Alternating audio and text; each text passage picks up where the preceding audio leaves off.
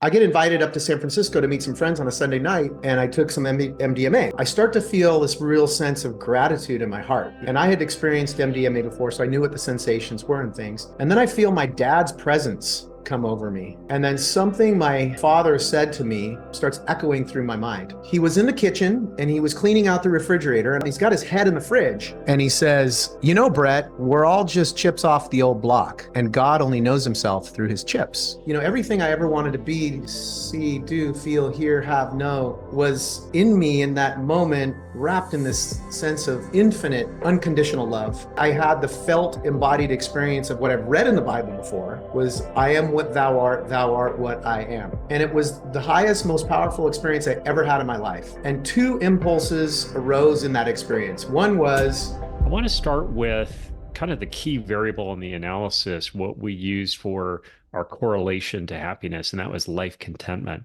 And you scored highly on life contentment, a 5 out of 5. And my first question is, have you always been that way? not always, not always. In fact, if I look back on my journey into, personal and spiritual growth, I can think of a definite turning point that put me on my path. And, growing up, I grew up in what I would call a loving household. I was the youngest of 4 other siblings by 10 years. So I was kind of a surprise child on the scene. My mom was 44. My dad was 37 when I was born. They were busy with the other kids. My dad, running a law practice, and my mom was a nurse. And honestly, they weren't around a lot. So my older brother and my sister, my brother 15 years older than me, my sister 10, were kind of like surrogate parents to me of a sort. And, they were obviously busy teenagers with their own stuff. So I kind of like became a soloist and lived a lot on my own in the early years, but looked up a lot to them. And I think going up through high school or through grade school and into high school, I remember, really always wanting my brother's approval to a certain degree. As an athlete, I was always striving to become the best athlete I could be. And when I was 20 years old, maybe 21, I ended up having an allergic reaction and a near-death experience that kind of put me on the path, and I think was a pivotal point in this contentment, because so I ended up with an allergic reaction to some steroids that I was taking and for sports, and ended up with kidney and liver failure. I went into the hospital, 203 pounds and probably like 5% body fat. And I came out 19 days later, 147 pounds. So I lost 53 pounds in 19 days. Wow. And I remember prior to that experience as an athlete and, fitness enthusiast, and I was like, I am my body, I am this physical body, and bigger, better, stronger, more. It was kind of my mantra. And in that experience, it was kind of almost as if God laid me down in a bed and said, okay, well, let's see if that's really true. And my body was wasting away. And I remember I had a resting heart rate of 165 and a fever of 104 for 3 weeks. And they couldn't quite get me right, apparently, is what they told my family and my sister, because I remember her walking in saying, oh my God, he's dying. But something happened for me in that experience, Mike, where my physical body was wasting away. But I had this kind of visceral inner knowing that I was okay. Because I remember my sister crying to me, and then me saying, you know what, like, I'm okay. Like, I'm going to be okay. And it wasn't like a hoping, oh, I hope I'm going to be okay. It was like this innate knowing that was whatever was happening to my body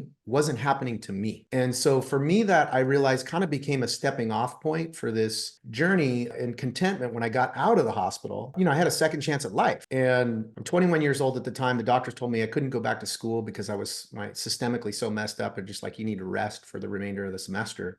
I had a lot of time on my hands, and I remember thinking, you know what, like, I got a really good life. Like, I grew up with a good family. I'd started a business in college. I'm like, it was going good. I got the second chance at life, but I wasn't that happy, honestly. I was like, there's got to be more, And as life would have it, like, I was asking questions. I was just like, you know what? I was in this kind of divine discontent, and I was like, I want to know, is there really a freaking God? I was raised Catholic, and I recognized in that moment, I hadn't really thought much about God until I got in and out of the hospital and started having these existential questions. Like, is there more? I'm not that happy. Why not? Is there a God? And I wanted to freaking know, like, this table is solid. Like, I wanted to know, like, not believe in some big daddy in the sky with a white beard looking down, or some, formless energy. I wanted to know. And so I held this question in mind, really in my heart, I guess you would say, more than my mind, for 3 weeks, and this is kind of where a little bit of Psychedelic Explorer comes into the picture. And I'll be very candid and transparent in this talk here.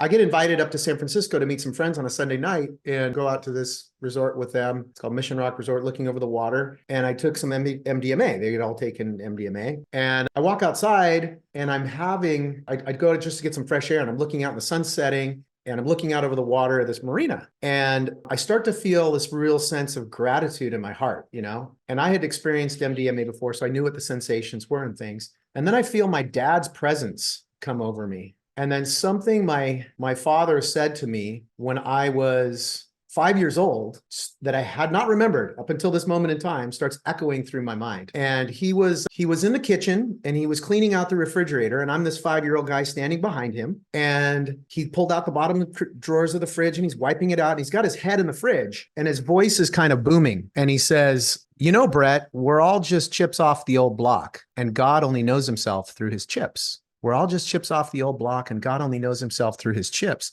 And this is echoing through my mind. And then it was everything I ever wanted to be, see, do, feel, hear, have, know was in me in that moment, wrapped in this sense of infinite, unconditional love, grace. And it really, I had the felt embodied experience of what I've read in the Bible before was, I am what thou art what I am. And I really got the visceral sense that, oh my God, like I am God and God is me. Like what my dad was saying was true. And it was the highest, most powerful experience I ever had in my life. And two impulses arose in that experience. One was, can I navigate my way back to this summum bonum, the most highest experience I've ever had in my life? And number two, whatever this is, I want to share it. And so that was, 32 years and like 180 days ago, because I counted it recently. And it put me on a journey that both for personal growth and spiritual growth that really has culminated into this experience of the intersection of spirituality and business for me. But I can tell you, after that experience, life just appeared different for me. Although I had an innate sense of seeking, there was always this contentment in just this sense of being alive that I think has never left me. And so for that's also been the draw for me for meditation, because I was trying to understand and integrate that experience. I'm like, what the heck just happened to me? But that for me, I think I look at it as a godsend, a miracle moment, if you will, for me in my own personal life. And I think that's been the major contributor to the contentment, because I know, like, no matter what happens, the body goes away, like whatever I am is okay and it's all good. So not that I don't have challenging thoughts and feelings and emotions for sure, but the underlying what's beneath it is all good. Thanks a lot for that, Brett. It really helps to understand your journey. And I want to go back to that transcendent moment when you had that ecstatic connection with God. And what have been your experiences with that connection since then? Yeah, that's a great question. Certainly what I feel really blessed by was the timing of that experience. Shortly thereafter, I changed schools and I ended up going from San Jose State University and getting accepted to Santa Clara University, which is a Jesuit university, and had a really strong emphasis on, the liberal arts, if you will, philosophy, science. And I got to take some really cool classes, one of which was called Religion, Science, and Philosophy. It was the intersection of these three things. And so as I'm trying to make sense of this experience, I'm getting to read, some of the great saints, Thomas Aquinas, and, philosophers like Plato and Socrates, and, all the great world's perennial wisdom. I'm kind of like chewing on this. And I also had the opportunity at the same time, one of the teachers as an elective offered a meditation class. This was a Jesuit Catholic university, but we had a priest who happened to live in a Buddhist monastery for 10 years. So I'm getting this like what do you call it? Like Factorial? Yeah, just a multi-dimensional perspective from different, because in that meditation class, we were reading books like Autobiography of a Yogi, which is a spiritual classic by Paramahansa Yogananda. We're reading Zen text, we're reading the Bible. And so I'm getting, wow, man, like all of these great avatars, these people, quote, enlightened beings, were saying the same thing. And Jesus wasn't the ultimate exception. He was the ultimate example. And so, but through the meditation class, to answer your question directly, like what I noticed when we took this meditation class and we had to meditate 20 minutes a day, 5 days a week for 12 weeks. Now, I probably, like most people, when I first sit down to meditate, the mind starts making lots of noise. I'm like, what the hell is this? This is no peaceful experience like I imagined it would be. But what ended up happening Mike, over that 12 weeks was a subtle settling of my mind. The heavens didn't open up for me. Jesus didn't appear. Buddha didn't appear. I didn't have any, really high experience like I had had previously, although I was maybe hoping for one. But what did happen was my grades got better. My relationships improved. I had started a business in college and it was like everything was just going like with this flow. And so there was something that was palpable. I could not put my finger on it, but I knew in my own experience and feeling that this was putting me on the right track. And, all the great teachers from all the traditions talk about meditation. I think it's often forgotten in the Christian text, that we often have the common saying in our public vernacular, that God gave you 2 ears and a mouth for a reason, right? You should listen twice as much as you talk. I think in the Christian traditions, we do a lot of prayer, but there's not a lot of meditation. And prayer, in my mind, is listening to God, and prayer is talking to God, meditation is listening. So, at any rate, that's been the thing, and I have touched places of that experience from time to time, and part of my journey and kind of chasing that thread of light, if you will, led me back to India in 2006. I did a teacher training for this thing called Oneness Blessing. And interestingly, Tony Robbins was involved in that with that organization for a period of time. And it was this kind of transmission energy that really quiets the mind and puts you in a really quiet place. And I got to some pretty exalted states there. But the psychedelic experience, I think was things that have pointed and had some of that same flavor of experience. And I think, now it's just now that some of the research that's coming out with either Dr.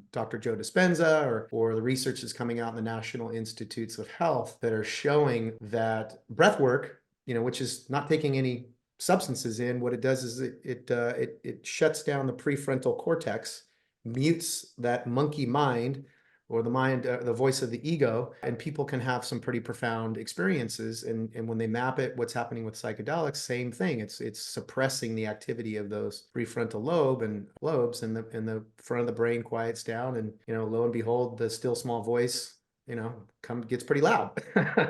So, anyway, that's kind of riffing there, going a lot of different directions. But to answer your question, meditation's been the one path that really has been the common thread underneath all of it. Yeah, that's great. And I'd like to dig into that in a couple different levels. So first, you said that your practice in college was 20 minutes a day for 12 weeks, right? Mm-hmm. Mm-hmm.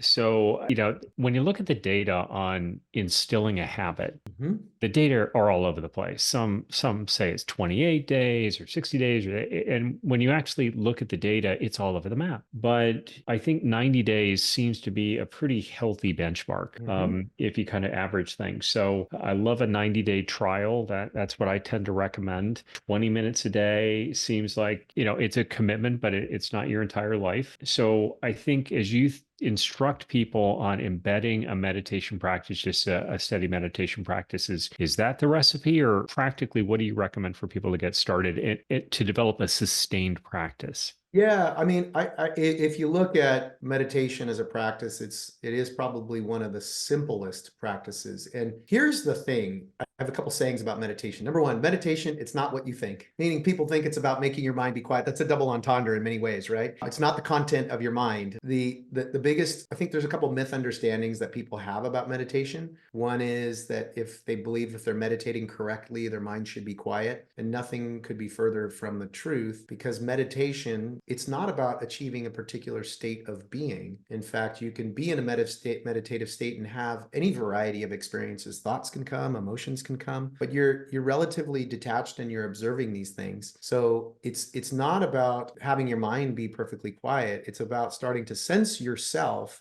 as the space or the awareness in which all the stuff comes and goes. So that's one of them. The second myth understanding is people come to the practice. I mean, the first one, they get caught because they're looking for an experience to validate they're doing it right. And which is natural when you're learning something. Oh, am I doing it right? And the implied idea or the unconscious idea is if I'm doing it right, my mind should be quiet. So we have to let that go. The second one is this idea that meditation is something you do. Okay, I'm going to sit down and meditate. And especially like you and I are part of this entrepreneurs group, GoBundance, and we're all, great doers, great people who get out there and make it happen. And you can't quite bring that same level of fervor and intent to your meditation practice because it's not something you do. It's something that happens. Just like the metaphor I use is sleep. Sleep isn't something you do. Sleep's something that happens. We've all had the experience, right? It's late. You got to be up at 4:30 to catch your flight the next morning. And it's 11 o'clock. You finish packing. You're like, I got to get this sleep in. Right. And you know what it's like when you try to do sleep. It does not happen. But when we allow the body, right, put the body and the mind in the place where we just rest, and then the body does its thing and it quiets down and sleep happens. The same thing is true with meditation. The difference being between meditation and sleep is they are both a very relaxed state of awareness. But with sleep, you're falling below the level of thinking into deep sleep. And meditation, you're rising above it. So you're both of them are a relaxed state. One is you're very aware and alert, and the other is there's very little awareness. So it's just those, a couple simple things, but really they do have to give it time. Like if you're you're just taking up fitness, for example, you're going to, if you judged what being fit was like by your first few visits to the gym, you're going to give up because you're like, man, this like running on the treadmill sucks. My muscles are sore. But if you give it time, then you realize, oh, well, the energy level I have and the quality of my presence as I move through my day is so much better. Like I wouldn't think of not working out anymore. And the same thing holds true with meditation. People just got to give it enough time. And I think, you mentioned 3 months, I think 6 weeks, at the very, very least 3 weeks. It's not a matter of if meditation is right for you. I think it's a matter of finding the right practice. And there's a bunch of different things out there. It's fascinating because, it's an ancient practice that the data on it are amazing, but people really struggle with it. So I really welcome your wisdom to kind of take away some of the obstacles. Some of the other things that you talked about that I observe when talking to people about meditation is in personal development, strength development, et cetera, we kind of want a 45-degree angle. I'm seeing the results, and right. And meditation to me is more of a hockey stick. It's hard to see the early results. And you said something really interesting. You said that, I felt some things inside of me, but there was the other factors in your life, the other measures or dials in your life started to improve. And for me, people tell me I'm different when I have a meditation practice. They'll say, wow, you seem really different today. Well, I just got off doing a meditation. And I really seize upon that because it's very hard for me to see myself in so many ways. And I really depend on other people to help ground me. So I think that's, one point is, being really patient in meditation, looking for the external signs that maybe if you don't feel this, overwhelming change inside, but look for the externals, whether that's school or business or comments from other people to kind of keep you going. And then I love the hockey stick at the end. And what I mean by that is after the longest consistent meditation practice I've had in my life, last couple of years, now whenever I'm turbulent, then I can sink into it, and it's a rescue medication. In a way that it's never been. It's such an awesome tool to be able to sink into. And I didn't get there immediately. It just took doing the reps. The other thing that really helped me in the beginning, and I'm curious about how, if you recommend this, how this has worked for you, I had some accountability in my meditation practice, just simple accountability that I had to report into some friends that I was meditating every day. And that made the difference in those early days of whether I continued on or not. Is that something that you recommend or have seen? Yeah, absolutely. I mean, anytime you're trying to start a new initiative, to have some peer-to-peer accountability, a buddy is helpful. But I'll share with you one additional thing that, in that framework or context of accountability that will help your practice along. And that is in the practice of meditation, right? We're taking time to withdraw from the world and disengage from the thinking mind or the ego mind or the monkey mind, whatever you want to call it. And the mind loves to go to work on problems. It likes like a dog chewing on a bone. It likes to just think, right? And so when you set the intention to not do that, initially you'll have a little anxiety, right? That'll come up. And so who you are as the witness, as the choice maker, you have to make a conscious decision to override that. And one of the ways that you can affirm that is that by keeping a journal or a log of what I call gains, right? So there's 2 signposts to look for that your meditation practice is working for you. And it's not in the 20 minutes when you sit down on your chair or meditation cushion. It's looking outward to the signs in your life. And you look for one, like, how is my reactions or responses to people, situations on the day-to-day experience? Number 2 is what you're looking for is a sense of ease, flow, and lightheartedness. Like just note, does that show up anywhere in your life? And number 2, synchronicity. So we all experience synchronicity from time to time, right? You're thinking about your best friend and lo and behold, he text messaged you in the next moment, right? What you will find, what I found, and what all my meditation students who take this practice to heart is that you will see synchronicities increase and incur. And what's happening is you're letting go and letting flow, letting go, letting God, whatever you want to call it. The ego doesn't like that. The mind doesn't like that. It wants to resist it. It wants to tell you, you know what, you don't have time to meditate. That's the other thing that comes up is like, oh, I don't have time. But the reality is if that 20 minutes that you take in the morning or in the evening or whatever it may be, like that time that you take out of the day, it has such a positive impact on the quality of your presence. You more than make up for the 20 minutes you invest. So you have to challenge, your mind, the monkey mind, when you take on the practice. So those are a couple things that I think are helpful when people are embarking on that journey. Absolutely. And I want to segue to the next piece from the Sure. diagnostic, but to put a linkage point in here. So, at one level, meditation is about showing up with more ease to life, those sort of direct experiences. On a spiritual level, it's an essential portal to something much deeper. And I think of something from the Hindu Bhagavad Gita. In the depths of meditation, the self reveals itself. And one thing, as I said on this podcast before, that was totally stunning to me when I looked across the wisdom traditions is that every one of the wisdom traditions, except for the Greco-Romans, but all the others, they get to a sense of deep self, this presence within us that is not the mind, that can look at the mind, that can look at our thoughts, look at our feelings. So powerful spiritually. Most people don't know it exists. Modern proponents of it, Michael Singer, Eckhart Tolle to some degree, but it's very, very ancient. And the Bhagavad Gita really talks about meditation as being really the place where we find self. And so you have this self, so what? Where it links to me is, and I'd love to hear your comments on that, but I'm going to make it a little more practical. Negative self-talk is a challenge that, first of all, it shows up in the wisdom diagnostic data. Not surprisingly, but statistically significantly, those with low negative self-talk are happier. It's one of the top 6 elements, and we're up against it.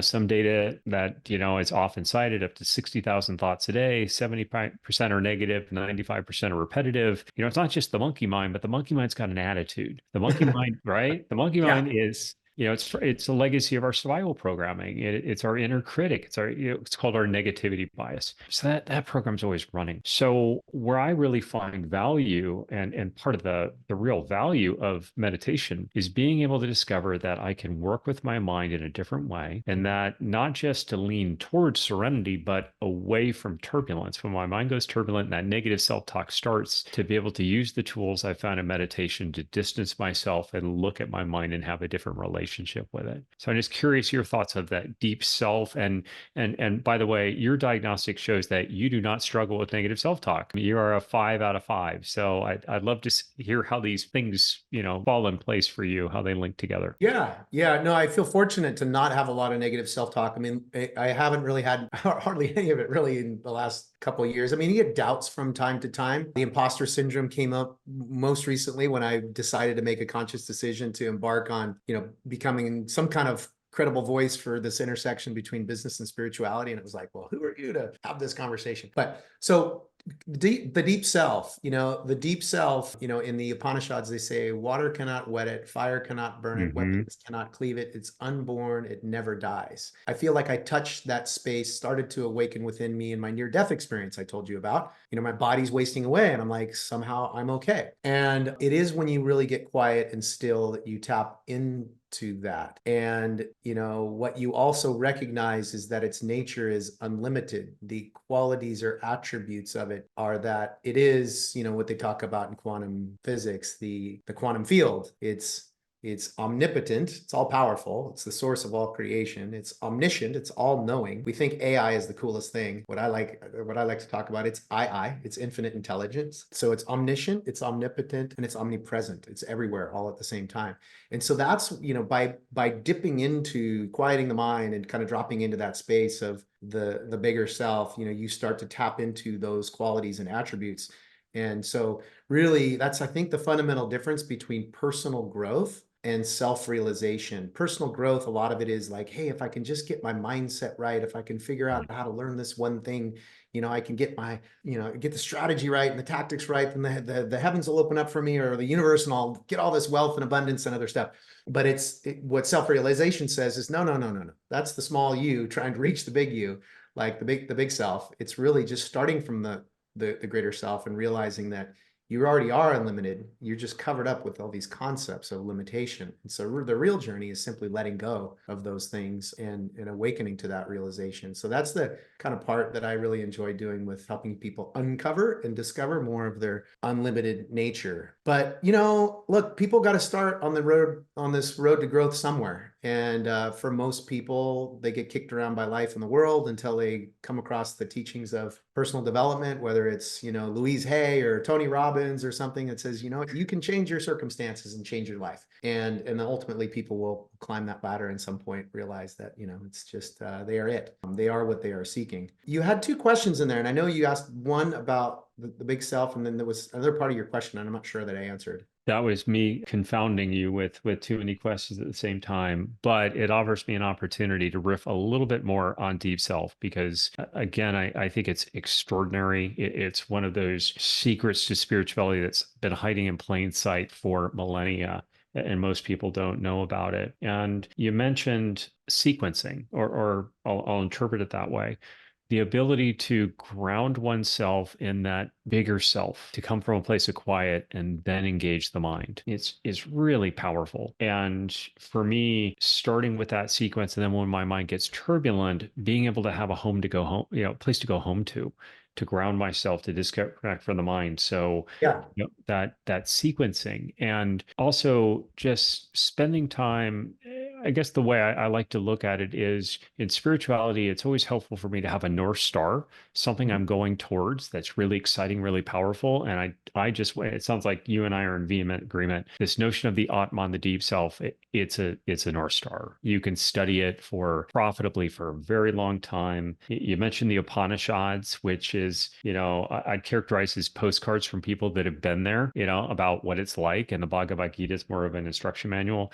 That is a beautiful path to go down. But if that's a North Star, you can still just make, what's the next proximal step for me? You don't have to go all the way there and discover there. Just start on the path, by doing a consistent practice, by reading things going in that direction. So I just want to plant a flag that I'm just stunned how powerful it is. I think you're onto something there. And it's interesting, having had the privilege and opportunity to kind of read all different types of religious texts from different traditions. And I haven't read them all, so I don't want to put out that I'm the end all expert and all that. But coming back to the Bible, the two most profound things that speak to me in this deep self thing is really two passages. When Moses is coming down the mountain with the tablets, the bush catches on fire and it says, "I am the I am." And it is that I am presence that is this deep self. It's not I am Brett or I am Mike, but just the amness of you. And it's right where you are. It's right where I am. It's right where these listeners or viewers are in this moment. That's sitting at the seat of their being, watching and listening. And you can't get away from it. It is so subtle and so simple. Like you said earlier, it's hiding right under your nose. But what ends up happening is we get so caught, right, looking out at the world in the whole phenomenological display of all this amazingness that's happening all the time, that we never turn back in. But the second passage, I think, that is in the Bible that really points back to it is just be still and know that I am God. I think that's in Psalms. So, I am the I am, and be still and know that I am is all you need to know in the final analysis. I mean, not to be reductionistic, but and to get a sense of that, as you or I are listening right now, it's simply just turn your attention to the one who's listening. As you're listening or viewing right now, just turn your attention to the one who's listening or viewing. Mm-hmm. And as you do, you sense there's a presence there. And in meditation, like if you allow yourself to relax, you take a breath in, you exhale, you feel a sense of expansion and openness. A subtle sense of peace arises as you settle and relax. What I can tell you from experience, and a lot of people who've taken this journey will tell you, is that sense of lightness, that sense of peace, that sense of ease, there's no end to its depth. And so it really is a process of letting go into that. And that's how you tap into that more and more. At least that's been my experience. And, it's a challenging journey because the world calls us to fight the fight, and get out there and make it happen. So, but in the Bhagavad Gita that you talk about in his discourse with Arjun, who is like the perfect disciple, and he's saying, hey, Krishna, how the heck am I supposed to get out here and go to battle? Like these people were fighting on the other side. Some of these are my cousins and my friends, and I've got to kill these people. He calls him to trust and know in that deep self that part of you never dies, and to get out there and do what you need to do in the world. And that by taking that journey in, you actually have more power, more resources, more access, more intuition, more insight, more wisdom, all of it available at the ready for the task at hand if you're willing to do that work. So Yeah. So just to close that out, I think both of us have read enough, seen enough, experienced enough to know to just put on the radar for people. If you're not aware of it, there's really something here to really dig into. It could take a lifetime to explore it, but it's definitely one of the apogees of human existence to be able to find that. And the most important thing is to start to be aware of it and just to chip away at it. So I think we planted that flag well, and I want to turn to a little bit, and I might be leading the witness here on how this works for you. But the question that I posed was around negative self-talk. And then that's something that, you really don't, you've been able to release from. Uh, yeah. how does that work? And does the self play into that? I guess would be my Yeah, leading yeah, question. yeah. In fact, I got a good exercise for people or challenge for people on this front because I learned a lot in just this last year about that. But in general, you've got in this kind of experience of what you hear going on between your two ears. There's the small self, your inner bitch or your inner critic, right? And then there's the big self, which is the still small voice within. It's the quiet voice, but it's the wise one, right? Said another way, like you mentioned this, but it's been estimated we have somewhere 50, 60,000 thoughts a day. The only problem is 95% of them are the same thoughts you had yesterday. And when Right. you do get quiet in meditation and you investigate the nature of these thoughts, you realize it's like all BS. It's all the survival thinking. What do other Yep. people think of me? And what's going to happen with my investments? And, it's all protective kind of survival based thinking. And so when the mind quiets down, or that part of the mind quiets down, you recognize that still small voice wakes up. And that's the 5% of your thinking. It's creative thought, it's intuitive thought, it's inspirational thought. And when you create the practices, and it doesn't necessarily have to be sitting quiet. And, for me, like mountain biking, sometimes does that for me, just getting up and getting connected to nature, right? Quiets the mind. Might be hiking for you, whatever it is for you, you know what it is, creating that connection. When it comes to meditation and hearing that inner critic, what you start to notice is where general principle, where attention goes, energy flows. What we focus on expands. So in meditation, if we put our attention or our awareness on the critical voice, it gets louder, right? And if we take attention away from it, it gets quieter. And the easiest, simplest way is just simply like if you're in meditation, you hear those thoughts happening, bring your attention, your awareness into your body, focus on your breath. It's often a common point of focus when they teach meditation practices. And the simple pulling of attention away from that incessant stream of thinking, it begins to slow down. And in that slowing down, right, it becomes less impactful. It just quiets down. But a challenge I offer everyone is a big learning experience for me this past year was the 75 Hard Fitness Challenge, which was created by Andy Frisella. It wasn't intended as a consciousness meditation experience. It's a fitness challenge, really a mindset challenge, if you will. And it's, you can do 2 45-minute workouts a day for 75 days straight. Right? You drink a gallon of water a day for 75 days straight. You pick some kind of meal plan, Whole30, keto, whatever it is for you. Pick a meal plan, stick to it for 30 days. No cheat meals, no alcohol for 75 days. And then take a progress picture, listen to or read 10 minutes of a self-improvement book a day. And that experience for me, I developed another level of personal mastery over that inner critic, because I remember I wanted to do it for a couple of years, and I told my friend, I'm like, yeah, I'm thinking of doing it, but it seems pretty extreme, dude. And he's like, it's really only hard for 10 days. And then it's easy. And that was exactly my experience. Like that inner critic, that small voice, the inner critic monkey mind, it's freaking berating you for the first 10 days. Like, oh God, you don't need to go work out. You can eat that. And if it is, as your willpower slowly overrides that in somewhere between the first 10 and 14 days, it's just like it realizes that you are the one in control and it's not. And then it just seemed to quiet down. And it really became a much easier journey over the next 55 days. So I encourage everyone an experiment in kind of self-awareness to just do that. Actually, you'll get in the best physical shape of your life, as I did, and it still kind of kept me in that place. I finished it 6 months ago, and I'm still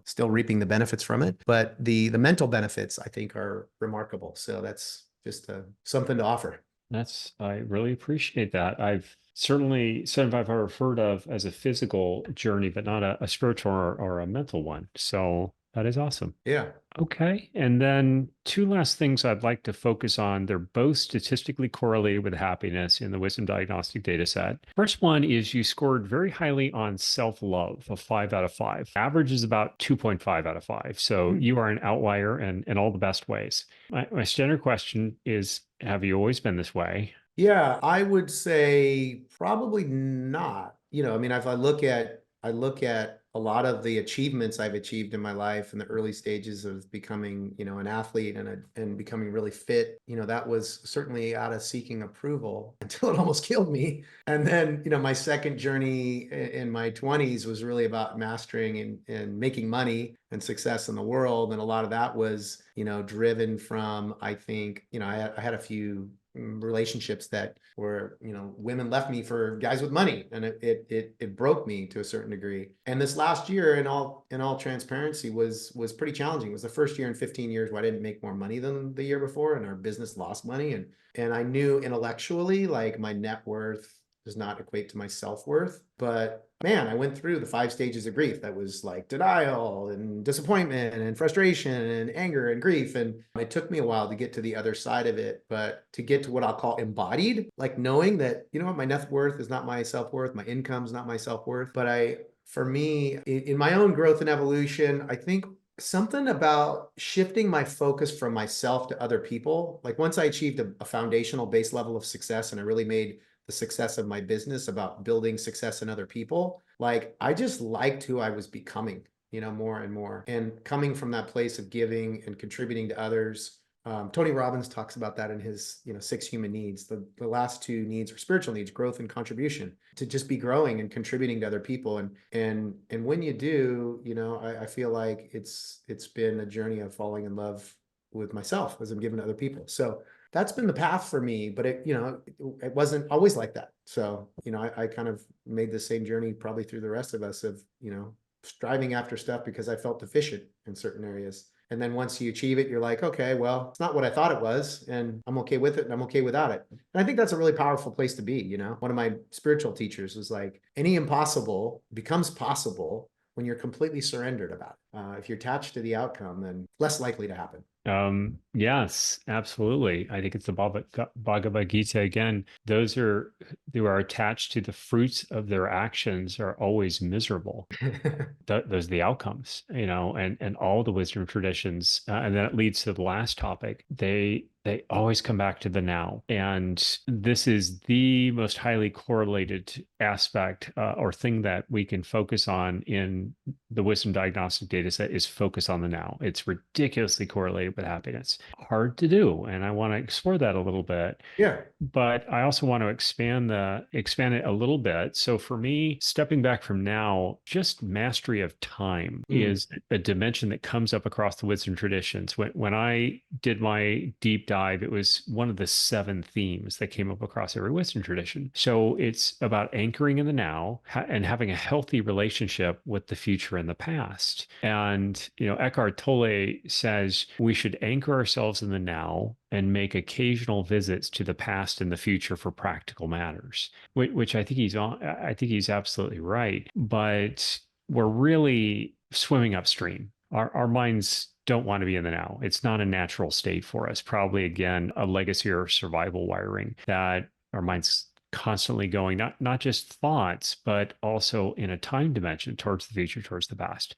So, you show that you've got some high scores for living in the now. You have a healthy relationship with the past and the future. Can you just tell me some tips and how this works for Yeah. you? How do you stay anchored in the now and go from Yeah, there?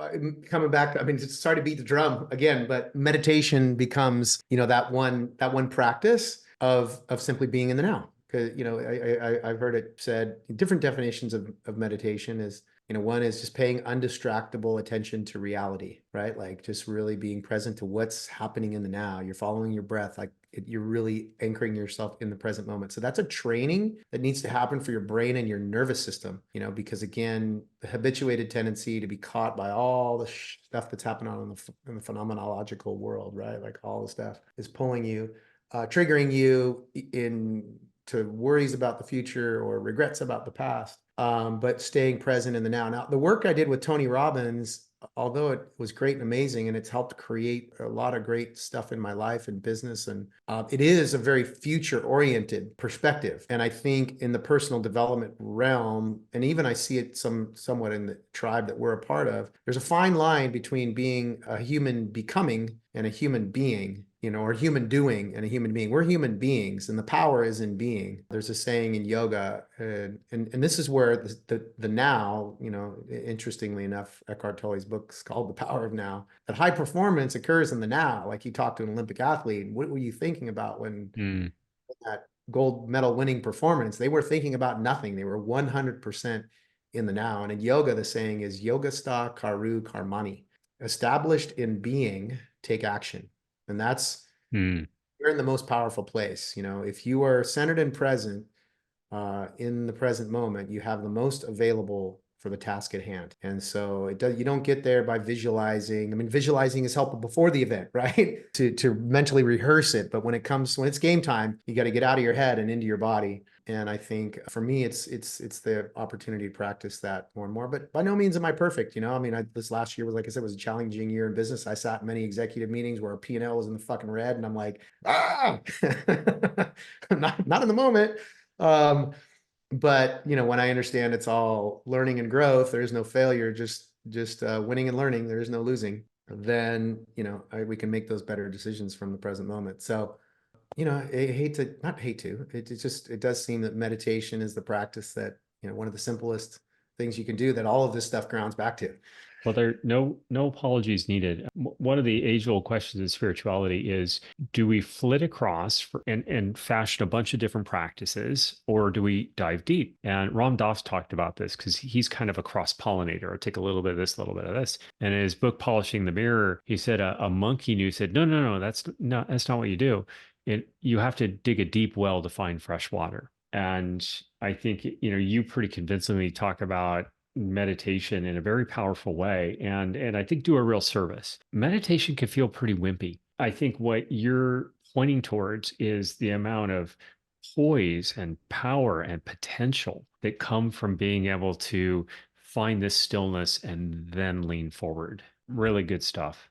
I mean, the metaphor of an archer is what's used in Zen traditions. It's like the practice of meditation is somewhat like an archer. When we turn within and we pull back from the world, it's like the archer pulling his arrow. I mean, pulling the string back and creating that tension. So when he releases the arrow, he can penetrate more fully into the world. And that's what meditation, the practice affords you. The other thing is like an entrepreneur, a business owner, I think that, creating that space for the mind to quiet down wakes up intuition. And yes. When you're hard charging, there will be decision points where you say, okay, hey, do I press right here, right now? Or do I let go right here, right now? And your intuition will always serve you better in making that decision than logic and reason, than your thinking mind. And that for me has been an X factor that I can't put my finger on it, but I know it makes me a better CEO, a better leader, because you know when to show up and how to show up. But one thing we didn't touch much on was the intersection of psychedelics with this whole meditation. I don't know if we have a minute or two left to discuss that, but we always have time to talk about psychedelics. Absolutely, Brett. Go for it. Okay. So, I really kind of struggled with this because of, the culture we grew up in. Psychedelics are drugs, right? And it's like, this guy does drugs, and that had been kind of a thing to look down upon. But what's interesting is I think there's there is something to the expanded states of awareness that we get glimpses into through the occasional, and I'll call it intentional, use of psychedelics. There's a whole body of research you guys can look into now about that the National Institutes of Health is doing on psilocybin, which is mushrooms, and MDMA, which was ecstasy, that was officially known as the street drug ecstasy, on PTSD and the healing of trauma. Also for people who have life-threatening illnesses that have an existential fear of dying, have these life-changing experiences we even 70% of them in one guided session. And so I think there's some signposts along the way. And it was interesting for me. One of my great teachers was Deepak Chopra. And I didn't know this until recently. He was on a podcast and said, 1967, I was in medical school and they had us take massive doses of LSD as part of an experiment. And I sat and stared at a picture of Mother Teresa, and that completely changed my life and guided his whole philosophy that, That's hilarious. made him, I don't made him, but was one of the experiences that shaped him to be kind of a thought leader in this whole consciousness movement. So there's definitely something to it. And there is a quote I would like to share. It was a quote by this man, René Damal. He was a French philosopher. He was a mountaineer and supposedly a drunk, but also a philosopher, pretty thoughtful guy. To me, this kind of sums up what I've taken away from my experiences with psychedelics over the years and how they've kind of pointed and guided me along the path. And it says this: you cannot stay on the summit forever. You have to come down again. So why bother in the first place? Just this: what is above knows what is below, but what is below does not know what is above. One climbs, one sees. One descends, one sees no longer. But one has seen, and there is an art of conducting oneself in the lower regions by the memory of what one saw higher up. When one can no longer see, one can at least still know. And I think therein lies like the value or lack thereof of the psychedelic experience through those expanded states of awareness. It really comes down to the integration. And I just feel super fortunate that for me, when I had some of those early experiences, I was wrapped in this container, with these priests that were teaching me philosophy and science and meditation that really helped me integrate what has become this constellation of whatever I am. Well, I loved that quote. Psychedelics and breathwork to a degree, but focusing on psychedelics, they can create that glimpse of the top of the mountain, and then once seen, it can't be unseen. And then you pointed to the importance of integration. To me, one of my stock questions for people that gone through psychedelic experiences, 3 months, 6 months, 9 months down the road, what's different? How's your life changed? And there's a real delta between those that have really put the work into integration and those who haven't, between embedding it in your life and just a one-time experience. So I think integration is essential. Well, cool. I want to do a summation, and then I'm going to ask you a question about the future. So the summation, some of the things that I heard from Brett today that I thought was really awesome. First, just a really expert, full-throated, picture and practice around meditation, how to do it, why it's important, what it can lead to, and why it's such a foundational practice, based on all his years of being a practitioner. Some specific tips. I like the tip about looking for your gains in meditation. You talked about keeping a journal, getting yourself through that beginning of the hockey stick by giving yourself, affirmations of growth. I think that's important across the board for spirituality, to be able to see your growth, to keep going. We talked a lot about the deep self, and there's lots of modern and ancient ways to go about that. Just know that there's incredible amount there. And I loved that analogy of the archer. This isn't just about serenity and sitting under the Bodhi tree. It is about preparing ourselves in the best possible way to launch our gifts in the world, ultimately to be into service of others, which you also talked about as being so crucially important. So those were some of the main themes that I took away. And then you're doing some really exciting stuff going forward, and I'd love people to hear about it. But I'm going to segue from the wisdom diagnostic into this picture. So the way I'm going to do that is, you have very high scores for having a mission in life and knowing your talents. That is awesome, a higher than normal score. But right now you have an average score for living in your zone of genius, which is a proxy for advancing on that mission. So I want to tee up here, Brett.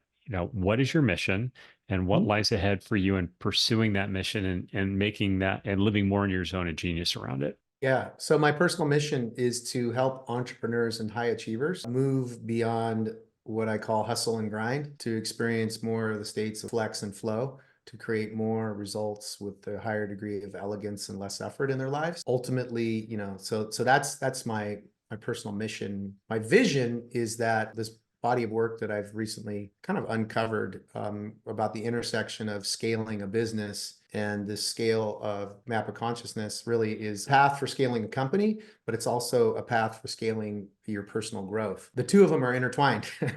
You can't get business growth without personal growth, and growing a business is a great field of opportunity for personal and spiritual growth. So the intersection of these two worlds are what I'm going to spend the rest of my life kind of working on. And so the reason the last score was a little low is I literally am just kind of embarking on this journey now. Came up with this body of work or framework just in the last year and started sharing it in a couple of small circles. Just shared it in the first time last week in a group of a few hundred entrepreneurs, and it's getting like great response. And now I've got some contacts in the venture capital community that have some curiosity about this. So my vision comes back to something I heard in when I was in college in that same series of courses. It was in a philosophy course, and it was Plato's Republic. And Plato, in his Republic, says it's only when kings become lovers of wisdom, or lovers of wisdom become kings, that we will have a noble society. And in today's day and age, it's the titans of business that are the kings in our world. I feel like if this body of work makes its way into the common vernacular of business, it could have a transformative effect on really elevating conscious business to become, it's upgrading the OS of our world, which is capitalism right now. And it's not some crazy socialistic thing. It's really an evolution of just the spirit of it. So anyway, watch out for more of that. I do have a podcast that is being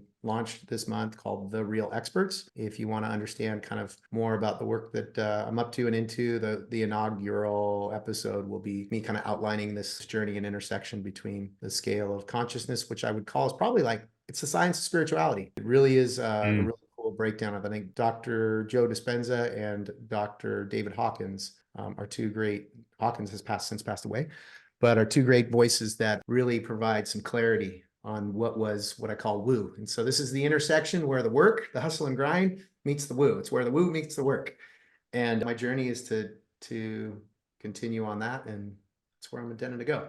That is awesome and really needed. I love that you called out late David Hawkins and Joe Dispenza, two of the really preeminent spiritual scientists, which can really be a way into spirituality for people that are a bit more skeptical. Those cats are really cool. And last thing I want to just touch on is imposter syndrome to a certain degree. So you've been a successful entrepreneur, built a business that does $1 billion a year in real estate sales. You work with Deepak Chopra, you work with Tony Robbins. I certainly know you and know the gifts that you have. And I think our audience has seen it today. So you are in an ideal position to bring this to the world, in my humble view. I want to share with you one thing that I use to come kind of puncture my imposter syndrome or kind of kick myself in the ass. And it's a quote from St. John Newman. And whenever I read it, it shocks my sensibility a little bit. So he says, God has created me to do him some definite service. He has committed some work to me which he has not committed to another. I have my mission. I may never know it in this life, but I shall be told it in the next. And that always kicks my butt. But I believe this, that we do have these gifts, that God has given us a mission. And oh my gosh, we need to figure out in this life, are we going to be told it in the next and you missed your opportunity? To me, I love looking at it and saying, what are my gifts? What are my experiences? How do I put it into service of others? And how do I bring it out into the world? That was God's plan for me. So, brother, I think you're on the right path, and Godspeed. Awesome, man. It's been super great giving me the platform and the opportunity to tell my story and share with you. In telling the story, I get a little more clear every time. It gives me the courage and your affirmation and confidence that I need to keep doing what I'm doing, sharing my message. Last thing I will say is from the spiritual author Parker Palmer. He has a really interesting stance on mission and vocation. So normally we think about a vocation, capital V vocation, you're going to be a lawyer, you're going to be a priest, that sort of stuff. He said in his journey, he started off with a vocation was external. It was what society expected him to do. And later in life with wisdom, he understood that a vocation comes internally. It's a voice saying, I cannot not do this. A vocation pulls you forward. And when I heard you say that you're going to be focusing on the rest of your life, the cockles of my vocation heart just were warmed. I love to see someone with that sort of mission, particularly in service to others. So we will keep in touch with you on progress for sure. And then just to close things out, if you're interested in